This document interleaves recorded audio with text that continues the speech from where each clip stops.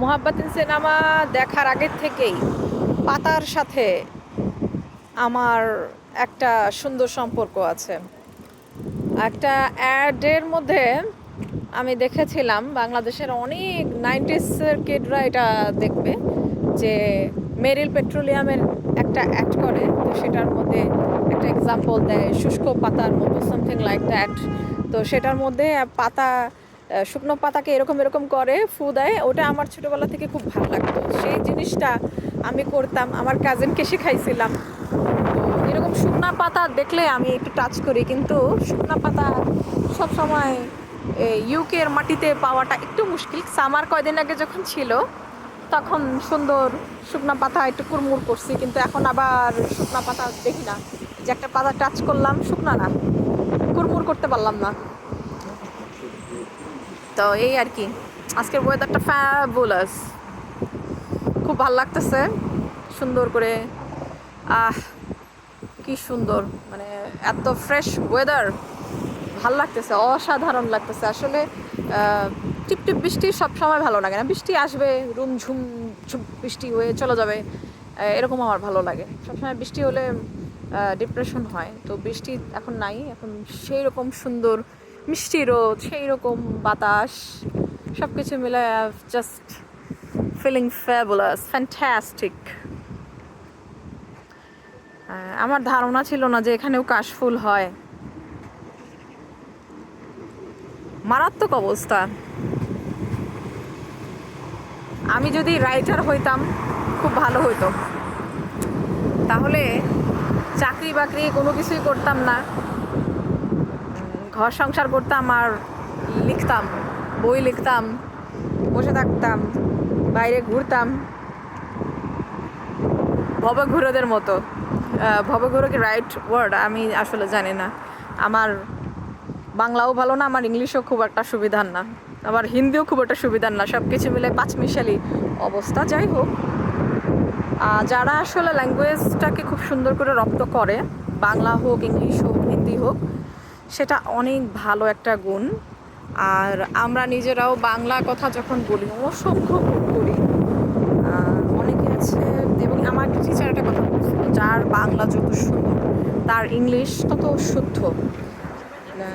তো এটা আসলে আমিও বিশ্বাস করি, আমিও দেখেছি যাদের বাংলা অনেক সুন্দর তাদের ইংলিশও অনেক সুন্দর হয়। হ্যাঁ, যারা এখানে বড় হয়েছে, ইংলিশটাই তাদের মাদার টাং, বা খুব ছোট থেকে যারা বড় হয়েছে, যেমন আমার বেবিটা, তো এখন ও বড় হতে হতে বাংলাও পারবে ইনশাল্লাহ, কিন্তু অত সুন্দর বাংলা ওর হবে না যেটা হয় আর কি। একটা টাইমে গিয়ে ফ্রেন্ডস, টিচার, কালচার সবই হওয়াতে ওরা একটা টাইমে গিয়ে বাংলাটা একটু ভুলে যায়। মানে মনে রাখে, ভাষা যেহেতু বাংলায় কথা বলা হয়, তো সেহেতু ওরা মনে রাখে, কিন্তু দেখা যায় যে ওই ফ্রেন্ডসদের সাথে ওই বেশি নাই হতে হতে একটু ভুলে যায়। আমার একটা কাজিন ছিল, ও এখন কানাডায় আছে, তো ও ইংলিশ মিডিয়ামে ছিল, তো ও বাসায়ও খুব একটা বাংলা কথা বলতো না।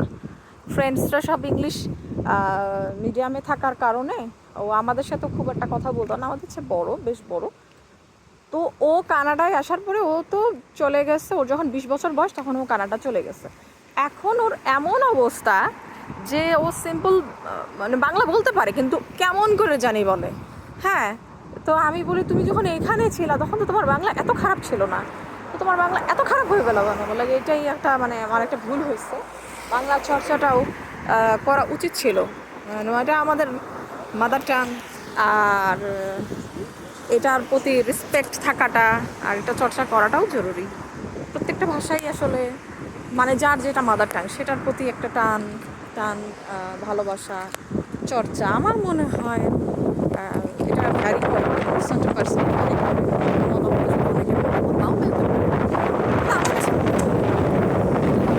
আমার হাজব্যান্ড একটা কথা বলে, ওর কথাটা সেদিন ওর সাথে কথা বলতেছিলাম, তো ওর এই কথাটা আমার কাছেও ভালো লাগছে, যে যে যত বেশি ভাষাটা প্রতি শিখবে তার ব্রেন তত বেশি ভালো থাকবে। অনেকগুলো ভাষা একসাথে ডিল করলে তার মানে ব্রেনটা শার্প থাকবে।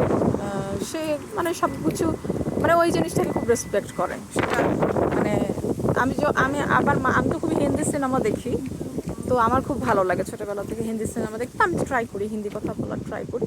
তো তখন ও বলে যে না তোমার হিন্দি কথাটা যখন বলো ভালো লাগে, তো অ্যাপ্রিসিয়েট করে। যদিও আমি ইংলিশের উপরে অনার্স মাস্টার্স করেছি, কিন্তু আমি তো বাংলা ভার্সনের স্টুডেন্ট।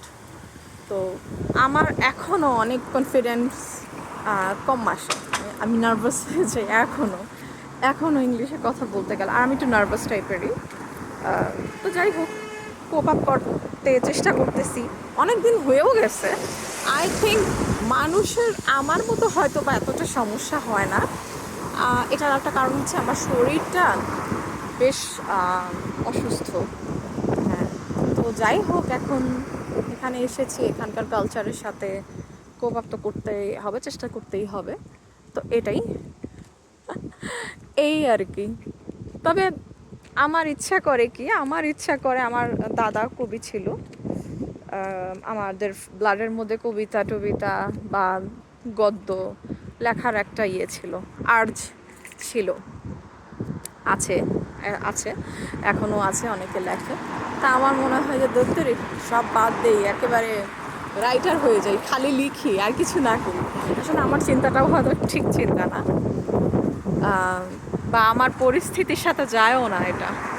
কিন্তু এখন ওয়েদার দেখে মনে হইতেছে সব বাদ দিয়ে দিই, ব্যাস খাতা কলম নিয়ে বসে যাই। আগে একটা সময় লিখতাম ইন্টারমিডিয়েটে, এখন যে মানে এখন অনেক দিন আসলে লেখা হয় না। যাই হোক,